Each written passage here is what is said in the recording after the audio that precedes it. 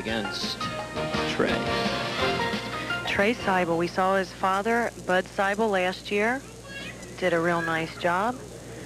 Another father-son team. Takes a deep breath there. Throws the ball very well. Oh, that was an excellent opening shot. Really had a lot of clean roll on the ball. And a good good projection down the lane. Good shot to open the show with. Impressed watching him throw on the warm-up pair, and he was ripping racks.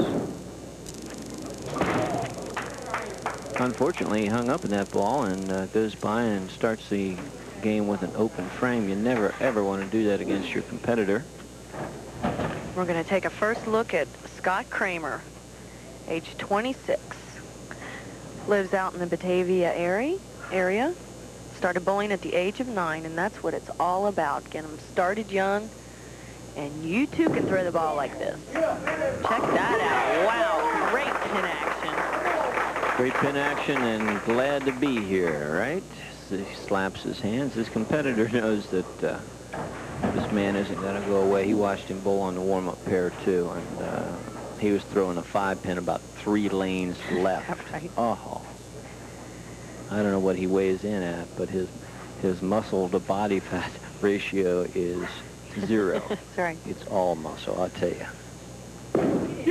Look at this. That ball with anybody else would have been a split. I agree. Anybody else would have been a split. Scott Kramer, age 26, averaging 217. Shake it off. Qualifying score 696.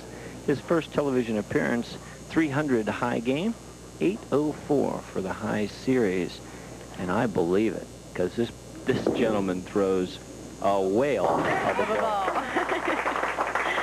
The AMF XS in his hand. Trey Seibel, married to Cindy, Kyle Tyler, and the beautiful baby Mackenzie. Gorgeous baby.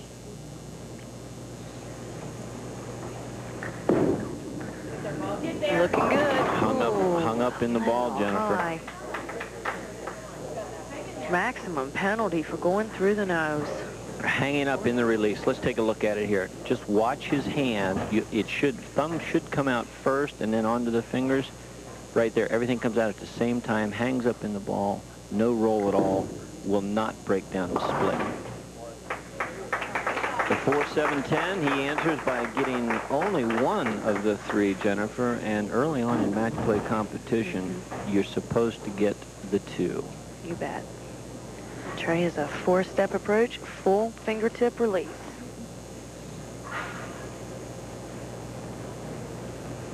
There you go. Bud saw a shot there. David, you said Scott can send that 5-pin. Buzz saw with a shot. Sounds like a Miller product to me. Might want to market that. Miller, one of the great sponsors. Like to welcome them this year again. They've been just absolutely fabulous to us, as has Pepsi, Jeff Weiler, the Slush Puppy people. We've got a million of them.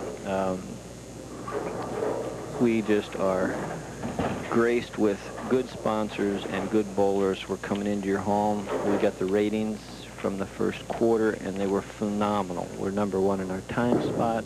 We're #1 in your homes, ladies and gentlemen, and that spare is going to go down as the #1 most hated spare in his game. 2-4-5, chopping the... In most of our games. Well, yeah, really, especially when there's a heavy concentration of oil in the middle of the lanes. Well, that's going to make the match considerably tighter. 9 pins separating the 2. Needs a ball. That helps?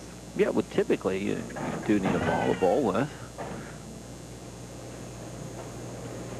And you can join a ball league this summer.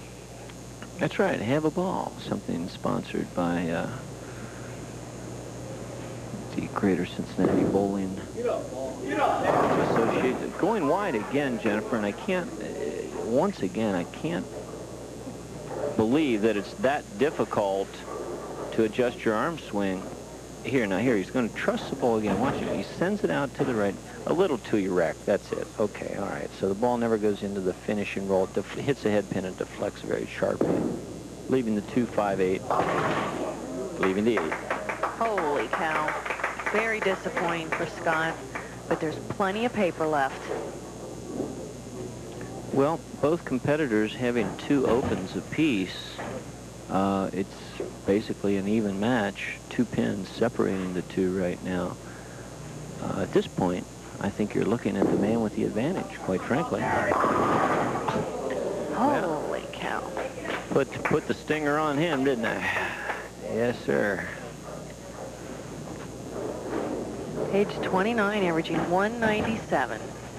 First TV appearance for both gentlemen in a high game of 278. The 8-10 split, not what you want, but again, the heavy concentration of oil in the middle, that was the way to try to bring it back, but again, he's shaking his head, not quite clear what to do. Some other high qualifiers this week, Jim Beckler. Remember Jim? Yeah. Big left-hander? Big left-hander, rode a Harley, if I remember right. Is that right?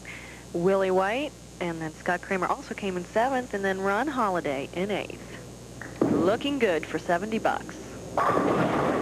Almost leaves the 8-10 again.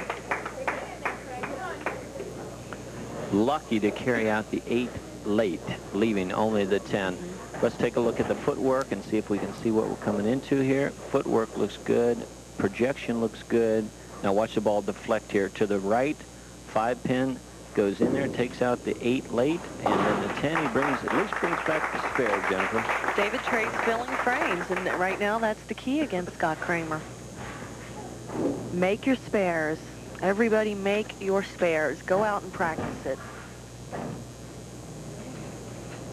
Never rack them spares off when you're practicing. Well, it is funny. You get that temptation to want to just do nothing but throw strikes and get into a groove, but you're right. You get used to that in practice.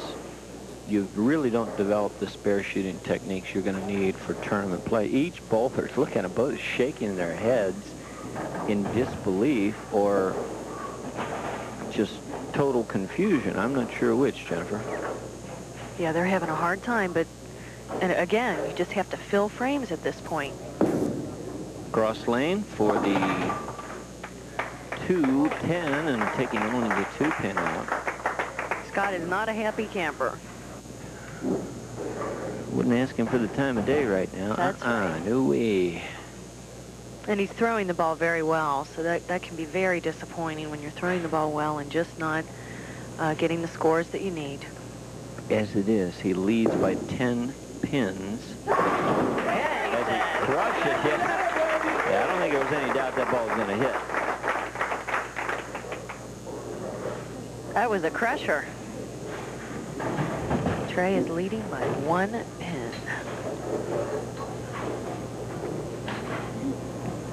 Up in the 6th frame. Here we go. Lane 8. Going wide again. Has got to slow the feet down. Again, going with more forward roll, Jennifer. In the past, I've seen a bowler after bowler who spins the ball or typically looks for that dry area, hit a wet condition and try to hook it more. The more they try to hook it, the more they go around the ball, and that is not going to do it. You've got to stay behind the ball, roll the ball cleanly. Not quite the way you want to make it at home, but what the heck, we'll take it. But forward end over end roll with your arm swing going right at the target is the answer on slick lanes. Practice it, work with it, so it becomes natural. If you're going to be a good tournament player, you have to have more than one shot in your bag.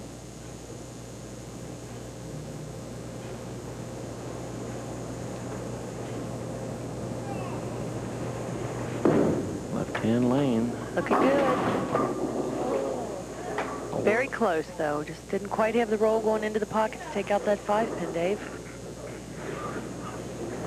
Well, you can tell he's not satisfied with the shot and his game at this particular point, and you're just not going to be able to manufacture something in a game or two. You have to just go then at this point with match play competition. The score means absolutely nothing. It's who knocks down the most pins, whether it's 140 to 150 or whether it's 250 to 240. You just got to knock down more pins. Kramer in lead by 3 as we enter into the 7th frame.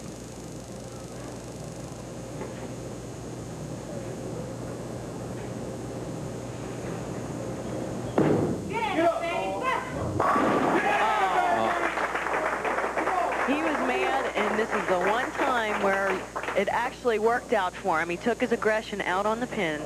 Oh, watch this foot plant. Watch this. Now there's a power step and absolute. Oh, he catches it all, Jennifer. 10 in the pit. Every pin doing its job. Come on, baby. Yeah. And he has a crowd behind him right now. Right. He's got a bunch of buddies. Come on. Throwing the ball very, very well right now, David. Very, very well is correct. And increases the lead to 13 pins at this point. Once again, congratulations to Kathy Brocksterman and her crew for running the qualifying tournaments that are doing so well. Averaging, I think, close to 400 or 500 entries on a weekend. Not too shabby. Betty works with her in the office out there, and again, all the girls that worked the tournament, kudos to you. It couldn't happen without you. Better ball, still not the reaction he's looking for, leaving the 2-8. David, with a concentration of oil in the middle of the lane, this can be a very tricky spare. He's going to have to get the ball rolling early to get through to the 8-pin, the sleeper. Let's see how he shoots this. Right to left. Nope. Look out.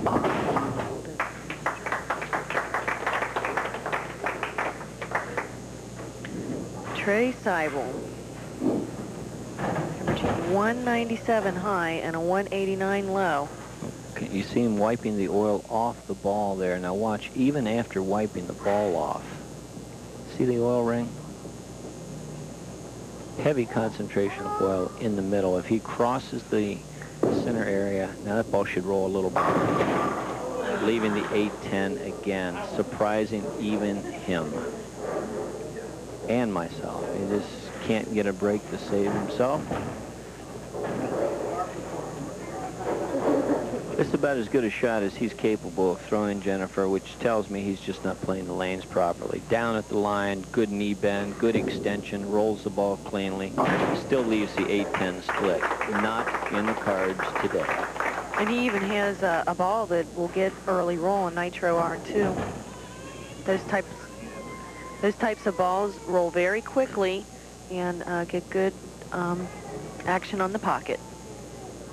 Well, basically here, if we see a strike by Mr. Kramer, this match could be all but over. Wow. Pouring it on. This match is over with that strike there. It makes it impossible to win. Kramer will go on to meet our champion in the final match, Mr. Ron Bonner. No box of chocolates, but he can throw some strikes. We'll be back in just a minute.